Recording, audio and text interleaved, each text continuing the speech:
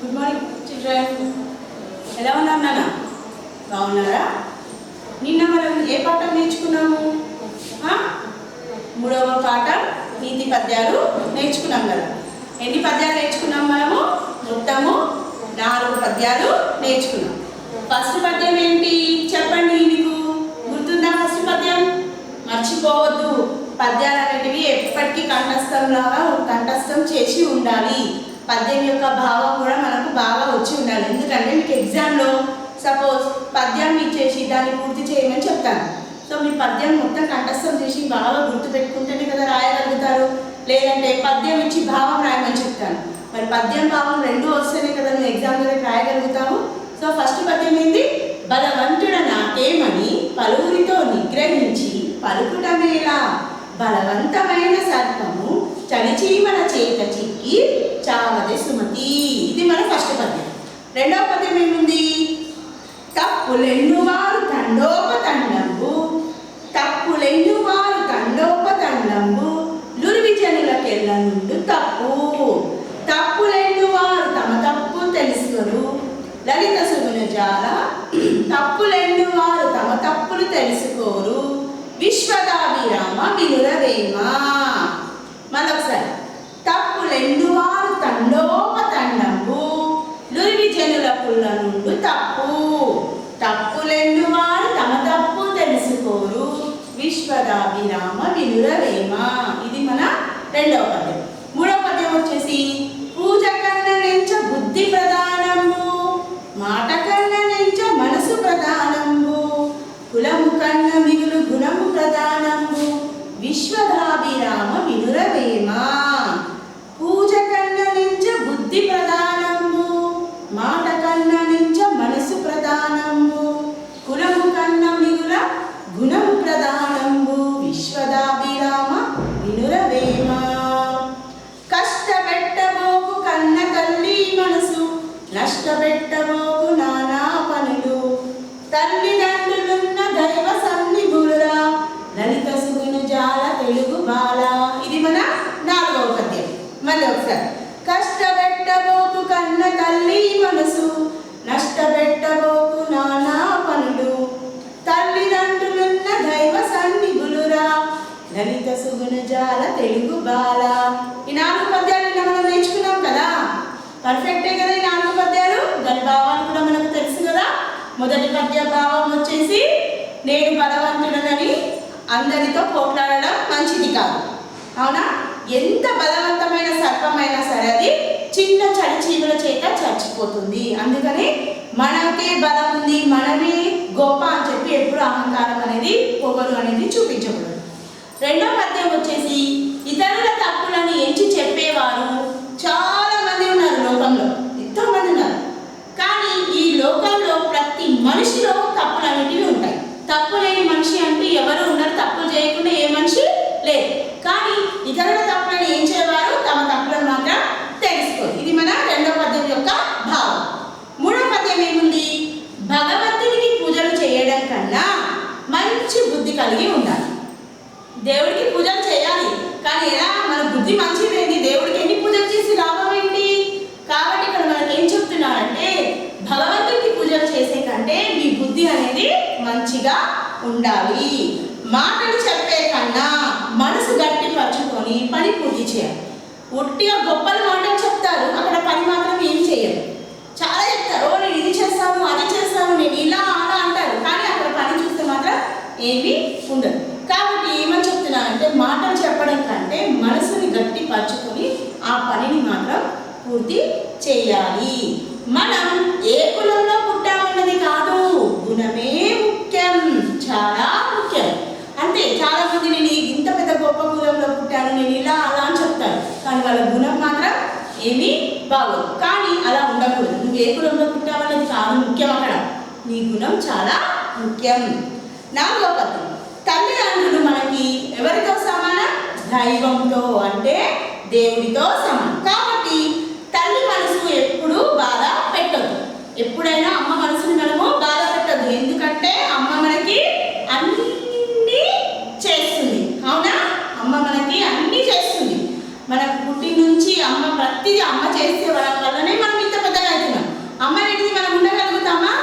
మరి ఉండలేనప్పుడు అట్లాంటి అమ్మని మనం బాధ పెట్టకూడదు కదా. అమ్మ మనసుని బాధ పెట్టరాదు. నాన్న చేసే పనులని ఎప్పుడు ఆటంకం చేయరాదు. నాన్న ఏ పని చేసినా ఆ నాన్న పనులకు ఎప్పుడు మనము ఆటంకం కలిగించరాదు అని మనకి 4వ పద్యం యొక్క భావం. అయితే ఇప్పుడు మనము ఈ పద్యాన్ని నేర్చుకున్నాం. మన పాఠం కంప్లీట్ అయిపోయింది. 4 పద్యాలు నేర్చుకున్నాం కదా. ఇప్పుడు మనం ఆ పద్యంలోని కొన్ని అభ్యాసాలను నేర్చుకున్నాం. అభ్యాసాలు అంటే మీరు ఎగ్జామ్స్ రాయాలి అంటే కొన్ని చదవాలి. మీకు ఈ లెసన్ పాఠం మొత్తం అర్థమైంది అంటే మీకు దానికి సంబంధించిన అభ్యాసం మీకు రావాలి. అంటే అర్థాలు, వచనాలు, వ్యతిరేక పదాలు, ఖాళీలు, ప్రశ్న జవాబులు ఇలా అన్నీ నేర్చుకోవాలి. అవన్నీ మీరు పర్ఫెక్ట్గా నేర్చుకున్న మీకు పాఠం అనేది మొత్తం అర్థమైనది.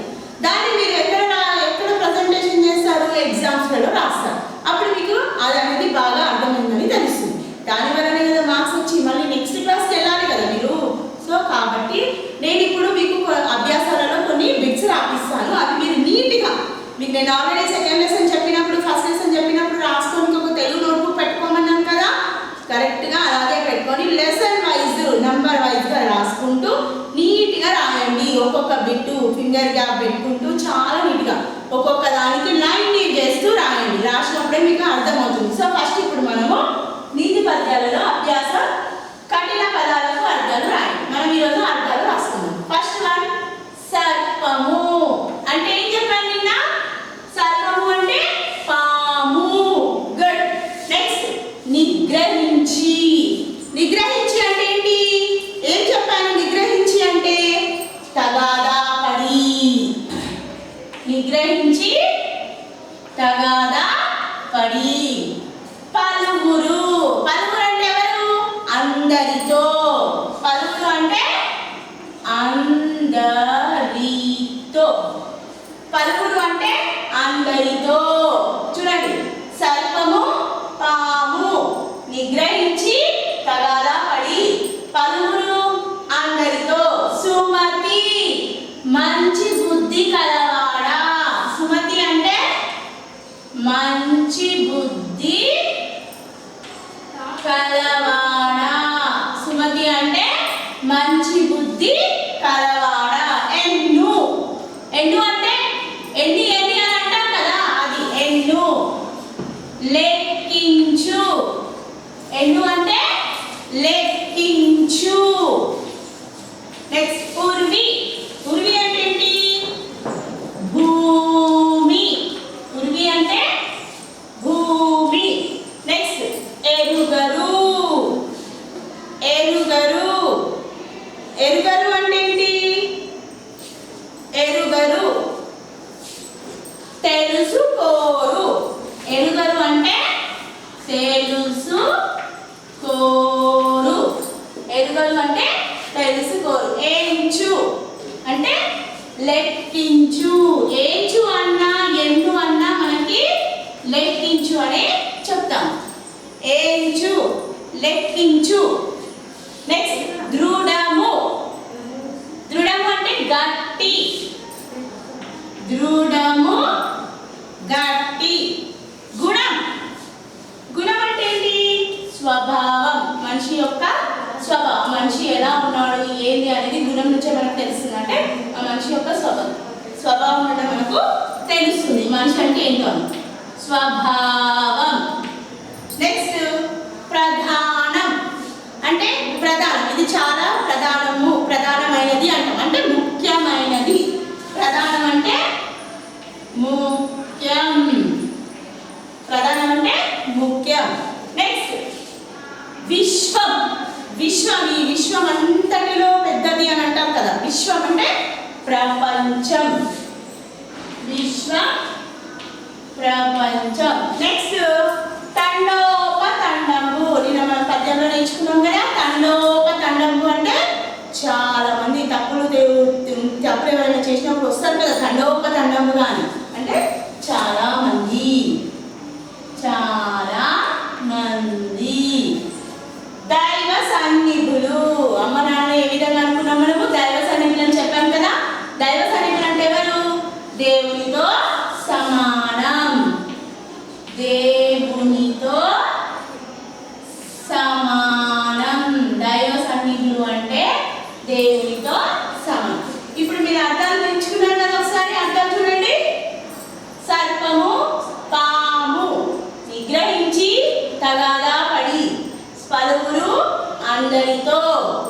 సుమతి మంచి బుద్ధి కలవాడా. ఎన్ను లెక్కించు. ఉర్వి భూమి.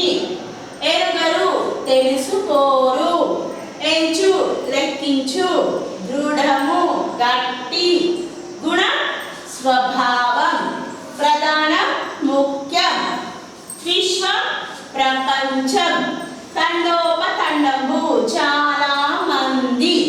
దైవ సన్నిధులు దేవునితో సమానం. అంటే ఇక్కడ వరకు నేను అర్థాలు బాగా పర్ఫెక్ట్గా లీగల్ లైన్ చేస్తూ నీట్గా రాసుకోండి. తర్వాత వచ్చేసి సెకండ్ బిట్, రెండవ బిట్ వ్యతిరేక పదాలు. వ్యతిరేక పదాలు అంటే ఆల్రెడీ నేను ముందు క్లాస్లో చెప్పాను కదా, ఆపోజిట్స్. సో అలా ఫస్ట్ వన్ మేలు కీడు. మేలు కీడు. మేలు కీడు. బలవంతుడు అంటే బలహీనుడు. బలవంతుడికి ఆపోజిట్ ఏంటి? బలహీనుడు. బాగా బలం ఉన్నవాడు బలవంతుడు. బలహీనుడు అంటే బలం లేనివాడు. తప్పు ఒప్పు. ఆల్రెడీ మీకు మేము రాయిస్తాం కదా తప్పు ఒప్పులు, రైట్ ఆర్ రాంగ్స్ అని. అట్లా తప్పు ఒప్పు. నీతి అవినీతి. నీతి అవినీతి. కష్టం సుఖం. కష్టం సుఖం. మంచి చెడు. మంచి చెడు. చూడండి మళ్ళీ ఒకసారి. మేలు కీడు. బలవంతుడు బలహీనుడు. తప్పు ఒప్పు. నీతి అవినీతి. కష్టం సుఖం. మంచి చెడు. ఇప్పుడు రెండో బిట్ కూడా మీరు లీవెన్ చేస్తూ నీట్గా రాయండి. తర్వాత వచ్చేసి మూడవ బిట్ వచనాలు రాయండి. వచనాలు కూడా ఆల్రెడీ మీకు ముందు పాఠంలో చెప్పాను కదా. వచనం అంటే ఏంటి, ఏకవచనం అంటే ఏంటి, బహువచనం అంటే. ఒకటి ఉండేదాన్ని ఏకవచనం, ఒకటి దాదా రెండు మూడు ఎక్కువ ఉండేదాన్ని బహువచనం. సో ఇప్పుడు ఇక్కడ ఏముంది? సర్పం. సర్పం అనేది ఒకటే ఉంది కదా ఇక్కడ. సో బహువచనాలకి సర్పాలు. ఇక్కడ సర్పం తలకట్టు వచ్చి సున్నా వచ్చింది కాబట్టి ఇక్కడ మనకు తలకట్టు దగ్గర దీర్ఘం రావాలి, సున్నా దగ్గర డు రావాలి. సర్పాలు. నీతి. నీతి. ఇక్కడ గుడి వచ్చింది. గుడి వచ్చినప్పుడు ఇక్కడ మనకి గుడి దగ్గర ముడికున్న ఇక్కడ మనకి కొమ్ముగా మారిపోతుంది. ఆ గుడి తీరిపోయి మనకి బహువచనాల్లో కొమ్ము వచ్చేసి మన దాని పక్కన లు వస్తుంది. నీతులు. తప్పు. ఇక్కడ కొమ్ము అలాగే ఉంది కాబట్టి కొమ్మే వస్తుంది, కానీ మనకి ఇక్కడ యాడ్ అయ్యేది లు ఒకటే. తప్పులు. కష్టం. కష్టం మనకి ఇక్కడ తలకట్టు వచ్చింది కాబట్టి ఇక్కడ దీర్ఘం వచ్చేస్తుంది, సున్నా పక్కన లు వస్తుంది, సున్నా ప్లేస్ లో లు వస్తుంది. కష్టం కష్టాలు. తర్వాత చీమ. తర్వాత ఏంటి? చీమలు. ఇక్కడ చీమ అలాగే వచ్చేస్తుంది కానీ మనకి లు అనేది ఎక్స్ట్రా వచ్చేస్తుంది. పూజ. పూజలు. దైవం. దైవాలు. మాట. మాటలు. అవునా? ఇది ఏకవచనం బహువచనం. చూడండి. సర్పం సర్పాలు. నీతి నీతులు. తప్పు తప్పులు. కష్టం కష్టాలు. చీమ చీమలు. పూజ పూజలు. దైవం దైవాలు. మాట మాట. ఇప్పుడు ఈ మూడో బిట్ కూడా మీరు ఎలా రాయాలి? లీవెన్ లైన్ చేస్తూ నీట్గా నోట్బుక్ లో రాయాలి. ఓకేనా? తర్వాత నాలుగో బిట్. నాలుగో బిట్ ఏంటి? ఖాళీలు పూరింపు. అవునా? బలవంతమైన డాష్ చావతే సుమతి. మనకి ఏముంది పద్యంలో? బలవంతమైన సర్పము చావదే సుమతి. తర్వాత పూజ కన్నా డాష్ ప్రధానం. ఏంటి పూజ కన్నా డాష్ ప్రధానం? ఏంటి పూజ కంటే ఏంటి ప్రధానం అని చెప్పాను? గుణమే. పూజ కన్నా గుణమే ప్రధానం. కష్టపెట్టబోకు డాష్ మనసు. ఎవరి మనసు కష్టపెట్టొద్దు. ఎవరి మనసు కష్టపెట్టొద్దు అని మనం నేర్చుకున్నాము. అమ్మ మనసు కదా. కష్టపెట్టబోకు